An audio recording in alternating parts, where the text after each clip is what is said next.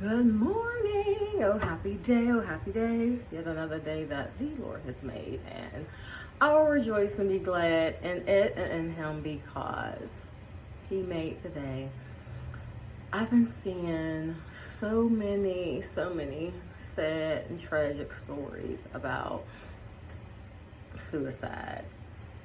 And remember the era, probably within like the last 10 years, okay, everyone was given the millennial, I can't even say it, millennials their flowers because they're the one, Gen Z as well, but they're setting the tone, or it appeared that they were setting the tone like, hey, we're not going to do what our parents did, we're not going to do what our grandparents did. We don't want to work a standard job. We want to be an entrepreneur. And especially when COVID happened, hey, we're not coming back to work. You allowed us to work from home, out of the building. It worked. We're quitting. All that jazz. So while I feel society was praising them for kind of doing their own thing, but you're focusing on, again, the works. You're focusing on them not doing a 9 to 5. You focus on, hey, they don't have to punch a clock like our parents and grandparents. But that whole era, well, not whole era, I'm speaking loosely, but most of the suicides that's been reported has been from millennials and Gen Z. So yes, they may have the knowledge and know-how to do things differently and maybe work smarter and not harder. But of course also with different opportunities, and the era is different. However, from what's been reported and what I've seen, it's like they've been imploding in themselves, getting everything fast, getting everything quick. And I don't know if there's no community to say, hey, this is great what you did, but you still can't forget foundationally of what you did to get here, but also to keep it. So it's almost like, yeah, you know how to do something quick, get something quick, but they don't know how to maintain it. They don't know how to maintain it. And I just said, if I read one more story about suicide, and this one that I read yesterday, she was the aunt, and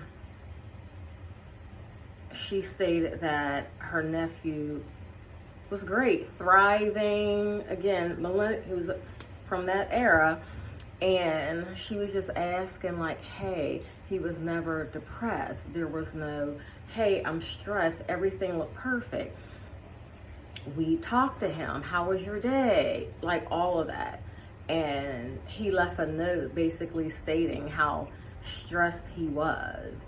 And of course, a lot of people can experience these scenarios, but via society, when you see someone, what they have on the outside, you think that they've made it. But I don't want to make it on the outside, but I'm down on the inside. And that's basically what's been happening. Society has, how they say, check on your strong friend, check on your successful friends too. And of course, everyone has different measures of what success is, but no one just checks on one another anymore. Honestly, no one. This is another phase I've been seeing. People talk about, and I've been seeing it online. Hey, if we don't talk in 6 months, what's the big deal? And I'm like, how is this becoming a trend to make it okay that if you are in communion and you have valid, tangible, authentic relationships, it's okay if you don't hear from your family or friends in 3 to 6 months. And the spin that they're doing on that is like, well, you're upset because you haven't heard from me because I'm making things happen. I'm making money. I'm networking. I just said the culture, society is just like imploding on itself. Why is that becoming a fad of normalcy to not be in communication with people who are supposed to be your tribe, your circle, your friends, your family? If you haven't spoken with them in 3 to 6 months, it's okay. We'll catch up when we catch up and we'll pick up where we left off. That's not normal. That's not normal. Yeah. Just don't check on your strong friend. Check on also the people who appears to have it all together. But how about just check on your friends and loved ones in general? What has happened to the art of relationships? Just staying in touch. It's not even crazy, it's sad. So yeah, every time I see an article, I'm just gonna pray, because I've been reading too many, looking at the stories, the stats, and it's just like, ooh, it made me heavy. But just pray, literally, and reach out and check in on the people that you proclaim to love.